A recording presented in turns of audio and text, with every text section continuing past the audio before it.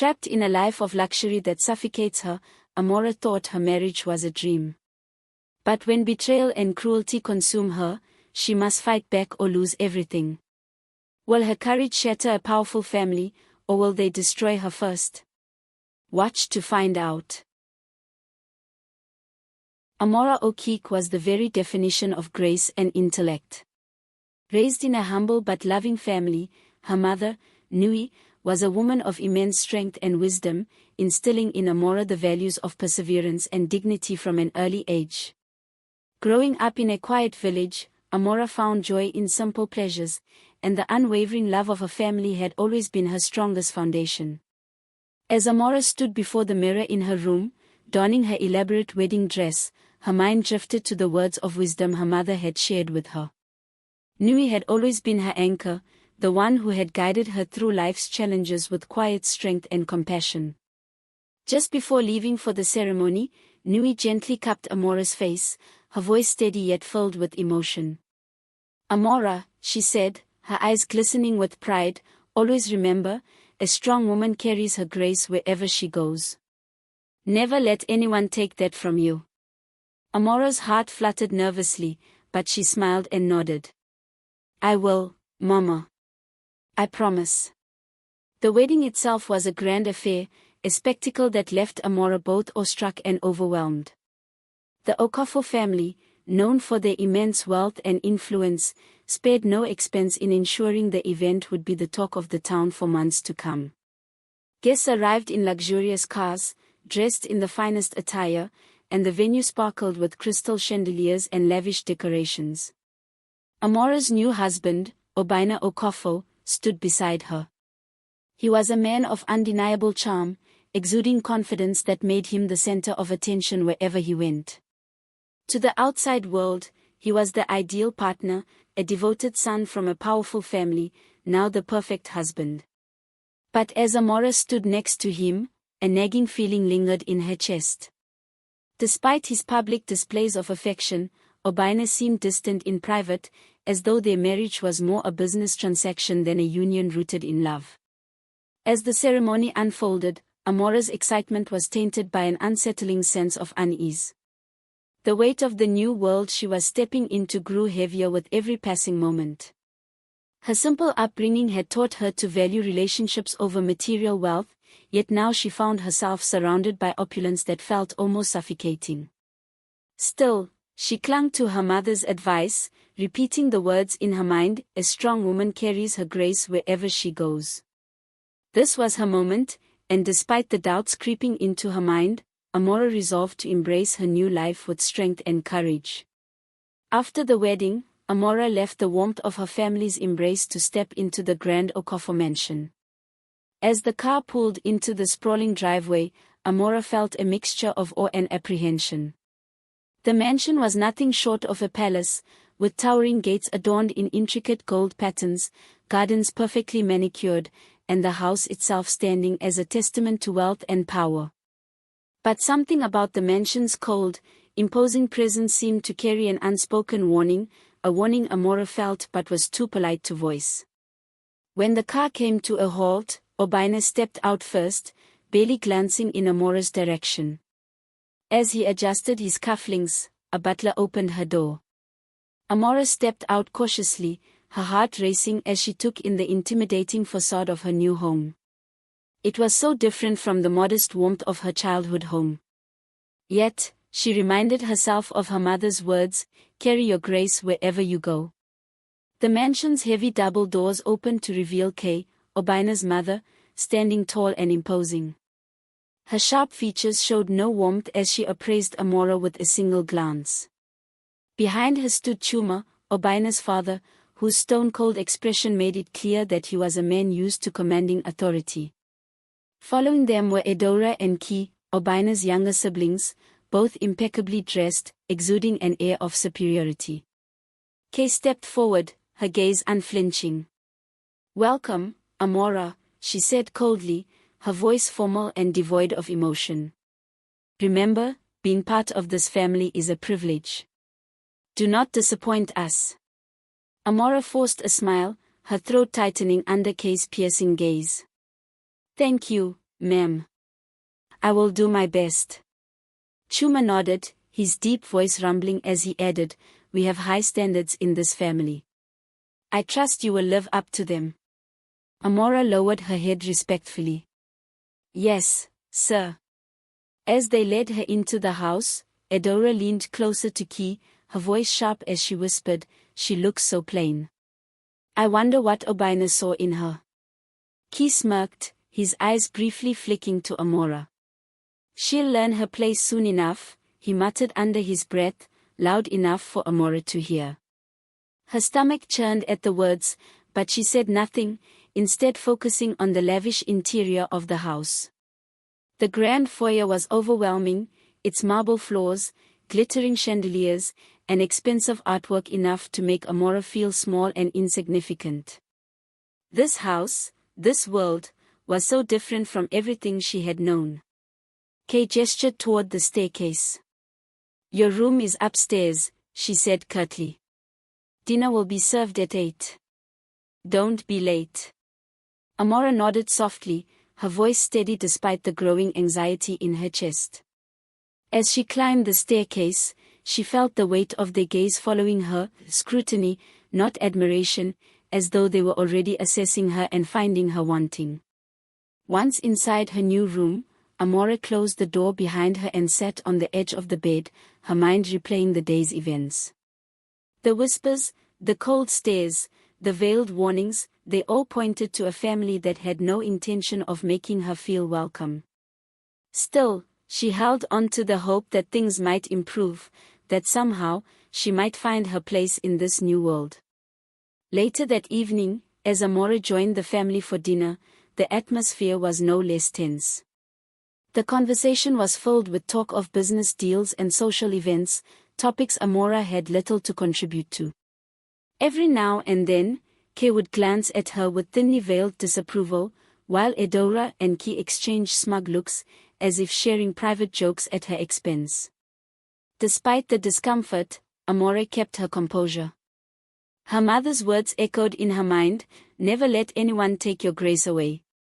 She was determined to adapt, to prove that she was strong enough to stand tall in the face of their judgment. But deep down, she couldn't shake the feeling that behind the Okafo family's wealth and power, something darker lurked. That night, after dinner, Amora sat on the edge of her bed, her hands trembling as she adjusted the folds of her wedding dress. The room was eerily silent, save for the soft ticking of a clock on the wall. Each second seemed to stretch longer than the last. Amora tried to steady her breathing, but the weight of what had happened in the Okafo mansion, combined with the chilling uncertainty of what awaited her, was becoming too much to bear.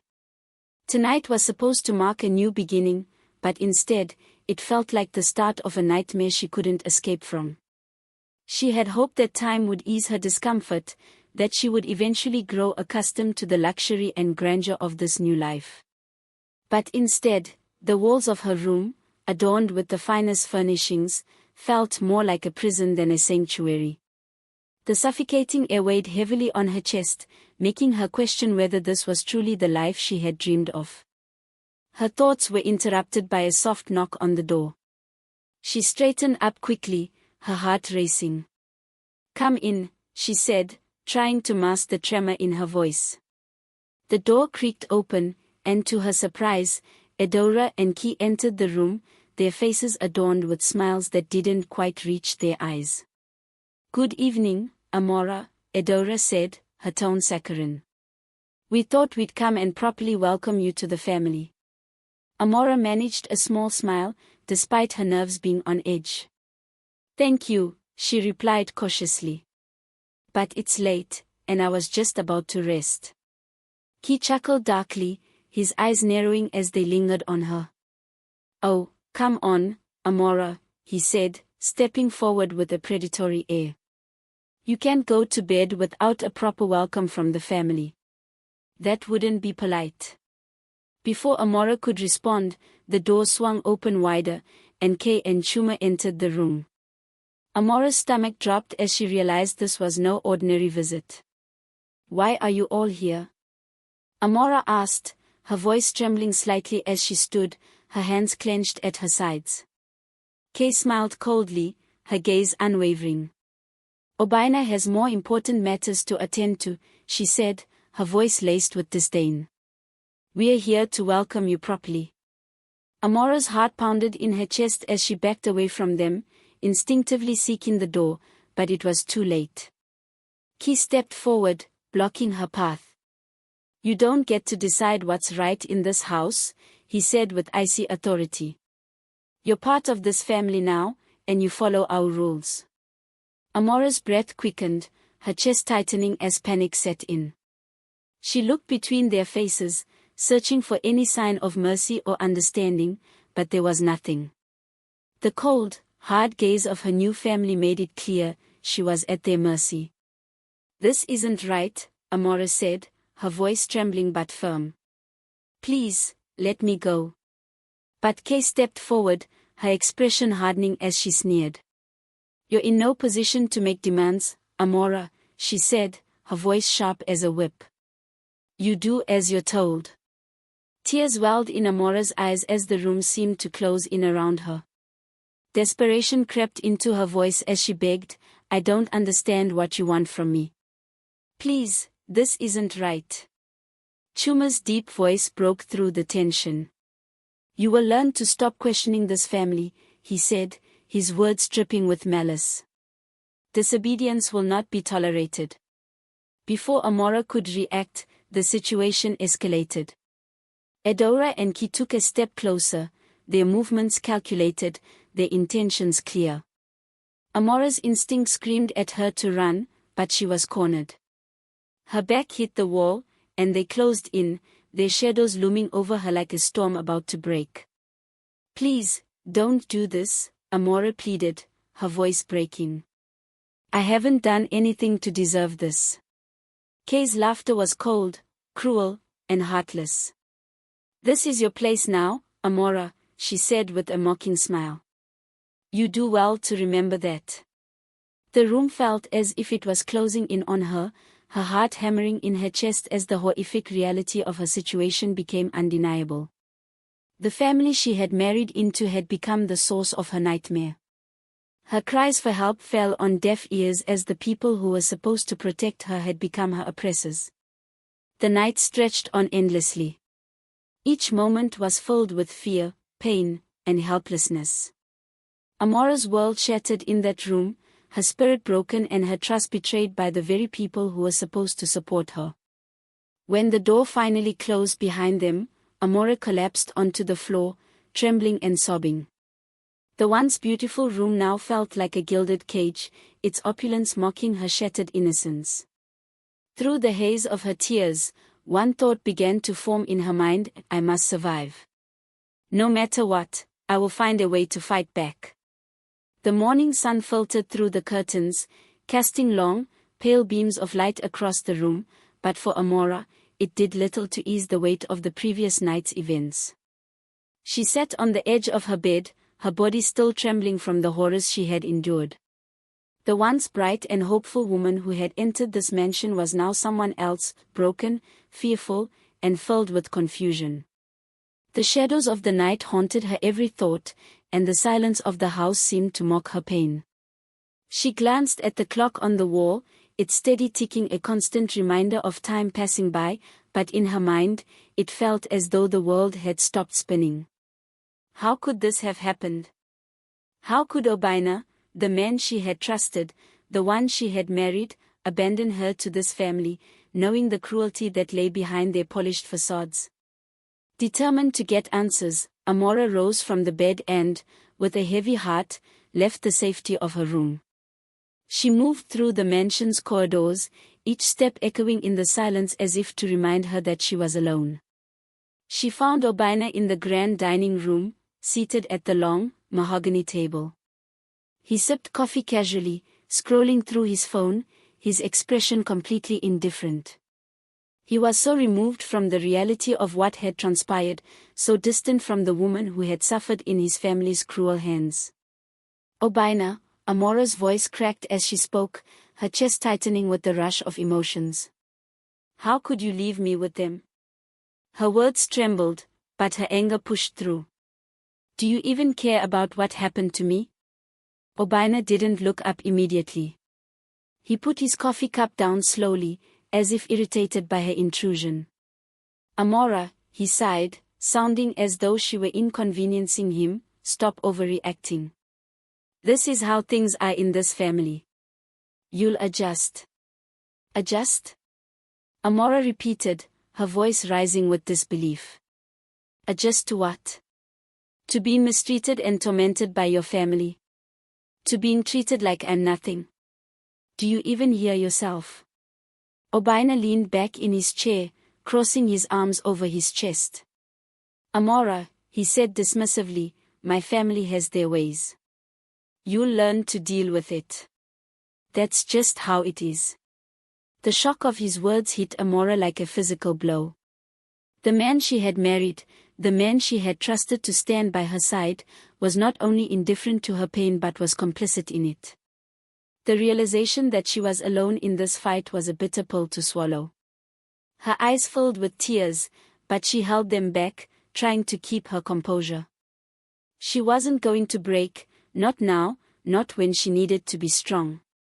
Without another word, Amora turned and left the dining room, her heart shattering all over again. She didn't know where to go, but she needed to be away from him, from the Okafo family, from the suffocating mansion that had become a prison. She returned to her room, her mind swirling with thoughts of what she should do next. Hours passed as Amora sat by the window, gazing out at the garden below. She thought of her mother, Nui, the woman who had always been her rock, the one who had taught her to value kindness, integrity, and resilience. How could she tell her mother the truth? How could she share the horror of what had happened without breaking her heart? And yet, how could she stay silent? How could she live with herself knowing what was happening to her? Amora's phone sat beside her, an unspoken call for help she had not yet made. It was then that she realized there was someone else she could turn to. Someone who had always been there for her. Someone she trusted. Ian. She had not spoken to him in months, but he had been her closest friend, almost like a brother to her. Through the years, he had always stood by her, and now, in this moment of crisis, he was the only person she felt she could rely on. She picked up the phone, her fingers trembling as she dialed his number. The phone rang twice before Ian's voice came through, warm and filled with concern.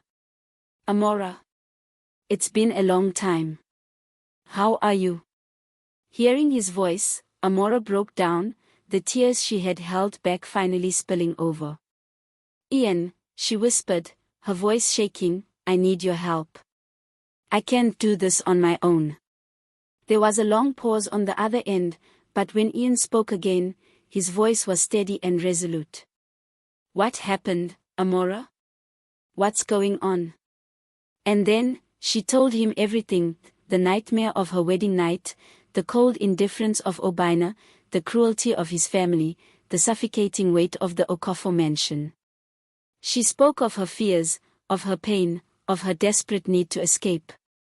By the time she finished, her throat was raw from the emotions, but the weight of her words had lifted slightly. She had finally shared her truth, and for the first time in a long while, she felt heard.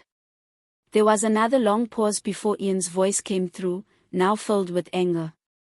These people think their wealth makes them untouchable, he said, his words sharp and deliberate. But they are wrong. They'll face justice, Amora. I promise you that. Amora wiped her tears away, a spark of hope flickering within her. I'm scared, Ian. What if they destroy my family? What if they come after Mama? You're not alone in this, Ian reassured her, his tone firm and comforting. We'll get through this together. I'll make sure they don't hurt you or your family. Trust me. For the first time in days, Amora felt a glimmer of hope. Ian's unwavering support gave her the strength she needed to face what was coming. She wasn't alone anymore. She had a team now, people who believed in her and were willing to stand by her side. Together, they began gathering evidence, recordings, medical reports, and written documentation. Amora discreetly carried a small recorder with her at all times, capturing every cruel word and every moment of torment. She documented the physical and emotional abuse, each bruise, each insult, each threat. Though fear gnawed at her, she knew that this was her only way to fight back. One evening, as Amora overheard a conversation between Key and Adora, she discreetly pressed the record button on her device, her heart racing. Their laughter echoed in the room, cruel and mocking, and Amora's hands shook as she realized just how far she would need to go to ensure their actions wouldn't be hidden. With Ian's help, she collected the evidence, knowing that one day, it would all come together and bring the Okafor family's dark reality into the light. The weeks that followed were filled with a tense mix of fear and determination. Amora, with Ian's support, carefully gathered every piece of evidence she could, recordings of cruel conversations, medical reports documenting the abuse, and personal accounts of the emotional torment she had endured. Each night, she would retreat to her room, go over the recordings, and replay the harsh words and threats that had been hurled at her. With every new piece of evidence, her resolve grew stronger. The scars on her body were painful reminders of the darkness she had been forced to endure, but they also became symbols of her fight, her determination to make things right. One night, after an especially heated argument with Kay, who had called her a disgrace, Amora sat alone in her room, the recorder in her hands. She pressed the record button and spoke with quiet determination into the device, her voice steady despite the emotions that churned within her. "They will not break me," she said firmly. "I will not let them win." As days turned into weeks, Amora's resolve continued to strengthen. She knew what she was doing was dangerous. If the Okafor family ever found out what she was up to, the consequences could be dire. But she couldn't let fear control her. She couldn't let them win. The final piece of her plan came when she and Ian managed to find a lawyer, a compassionate woman named Achi, who was horrified by Amora's story and agreed to take her case. Achi was unwavering in her belief that no one, no matter how wealthy or powerful, was above the law. "The Okafor family may think they can get away with anything," Achi said, her voice resolute. "But we're going to make sure they face justice." Amora felt a flicker of hope for the first time in months. She was no longer fighting alone, she had a team who believed in her. She had evidence, she had a lawyer, and, most importantly, she had the courage to stand up to the Okafor family. The day of reckoning arrived during a grand charity event hosted by the Okafor family, held in their opulent estate to bolster their already perfect public image. The grand ballroom was filled with influential guests, all dressed in their finest attire, mingling beneath the shimmering chandeliers. To everyone else, it was a night of celebration, a night where the Okafor family would shine in all their wealth and power. But for Amora, it was the night she had been preparing for, her moment to speak the truth. Ian stood beside her, his quiet confidence giving her the strength to face what was coming. "You've got this, Amora," he whispered, his voice low but firm. "Remember, they don't own the truth, you do." Amora took a deep breath, her hands shaking slightly, but her heart resolved. She was ready. She wasn't going to let them hide behind their wealth anymore. She wasn't going to be silenced. With Ian by her side, she moved through the crowd, her feet steady despite the weight of the moment. The chatter in the room hushed as Amora reached the center of the ballroom. Her gaze was unwavering as she locked eyes with Chuma and Kay, who stood near the podium, their faces frozen in shock. "Excuse me," Amora began, her voice steady but loud enough to command attention. The room fell silent, all eyes turning toward her. "I have something to say." Chuma's expression darkened, and Kay's lips tightened into a thin line. They exchanged a glance, both clearly alarmed. "This is not the time or place for this, Amora," Chuma said, his voice low but sharp, warning her to stop. "No," Amora interrupted, her voice growing stronger with each word. "This is the perfect time and place. There was a collective murmur of tension among the guests. Amora continued, her voice steady, cutting through the silence like a knife. You have tormented me and others because you think your wealth and power protect you. But not anymore. The room seemed to hold its breath as Amora's words hung in the air. She could feel their eyes on her, but she stood tall, her determination unwavering. Her heart pounded in her chest, but she would not let fear control her. Chuma's face reddened, and his voice thundered across the room. How dare you accuse us, he barked, his anger rising. You're nothing but an ungrateful girl. Amora's lips curled into a bitter smile. Ungrateful for what? She asked, her voice cold and firm. For the abuse and pain you've caused me? You'll answer for this. Before Chuma could respond, Ian stepped forward, holding up a stack of documents and a recorder. His voice was calm, but there was an edge of authority in it that made the room fall even quieter. We have evidence, Ian announced, his words clear and precise. We have recordings of their threats, medical reports of Amora's injuries, and proof of their actions. Amora watched as the guests began murmuring in disbelief, some even recording the moment on their phones as Ian pressed play on the recorder. The cold, mocking voices of Ki and Adora echoed through the room, followed by the harsh, cutting remarks of Chuma and Kay. The Okafo family's mask of perfection was beginning to crack. The guests who had once admired the Okafo family's wealth and power now looked at them with disdain. Some whispered angrily, others shook their heads in disbelief. Kay's face drained of color, and her hands trembled as she gripped the podium. This is a lie, she stammered, but her voice was no longer filled with the same authority it once held. Is it? Amora's voice rang out, steady and unyielding. The truth is here, and there's no escaping it anymore. The room erupted in shock and outrage. The weight of Amora's words settled heavily over the guests as they began to understand the magnitude of what had been happening behind the Okafo family's closed doors. At that moment, the doors to the ballroom opened, and a team of police officers entered.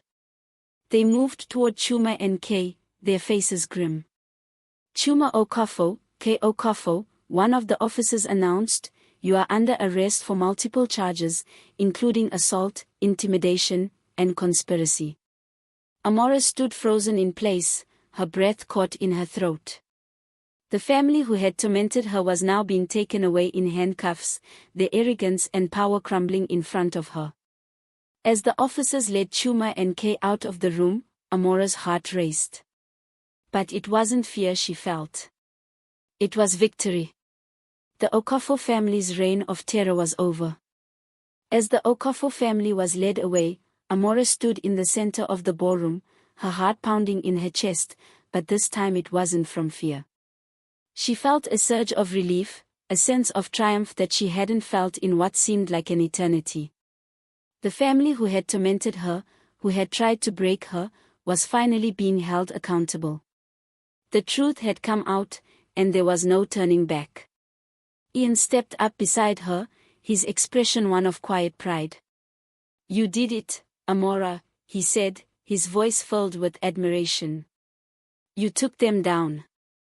Amora looked at him, her eyes filled with gratitude. I couldn't have done it without you, Ian, she replied, her voice thick with emotion. You were the one who helped me gather the strength to fight back. I owe you everything. Ian gave her a reassuring smile, his hand gently resting on her shoulder. You found your courage, Amora. You made this happen. You gave other people a voice, a chance to speak up.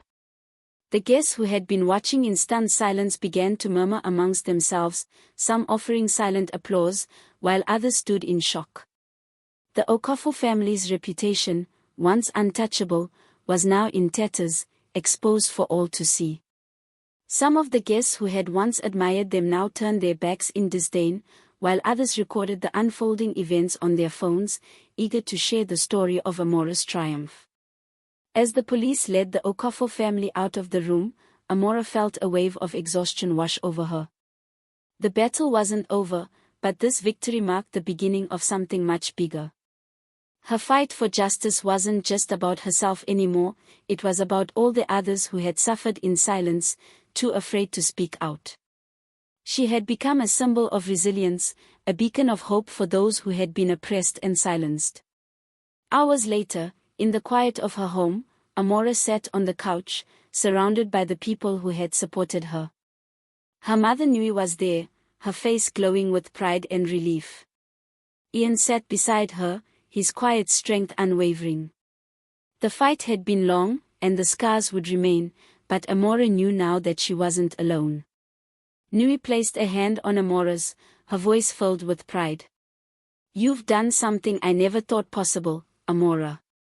You've shown the world what it means to fight for justice, no matter the cost." Amora smiled softly, her heart full. "It wasn't just me, Mama. It was all of us. Without you, without Ian, I don't think I could have made it through." Ian nodded in agreement. "Amora, you've given others the courage to speak out. You've shown them that they don't have to suffer in silence. Your story will inspire others to stand up for themselves and take control of their lives." The months that followed were transformative for Amora. She worked with organizations, schools, and community groups, sharing her story and helping others who had suffered from abuse and injustice. Her voice became a powerful tool, not just for herself, but for countless others who had felt powerless for far too long. Her courage to speak out became the catalyst for change in the Okofo family's wake. Others began to come forward, telling their stories, seeking help, and demanding justice. Women, children, and men who had been trapped in silence found strength in Amora's example.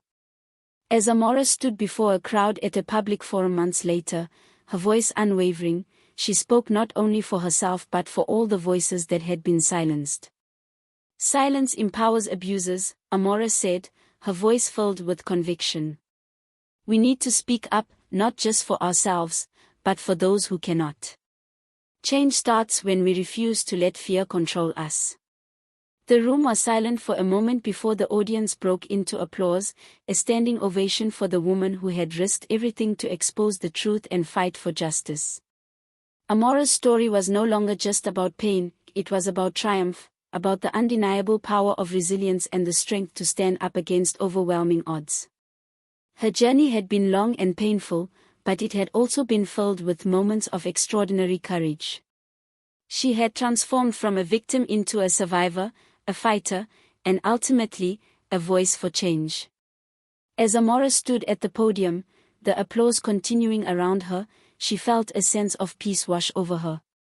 She had come a long way from that quiet village, from the frightened woman who had entered the Okofo mansion, unsure of what her future held.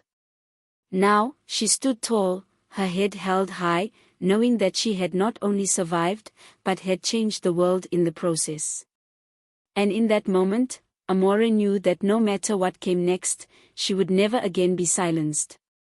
Her voice, her strength, and her story would continue to echo, inspiring others to fight for justice, to reclaim their dignity, and to never, ever let anyone take their grace away.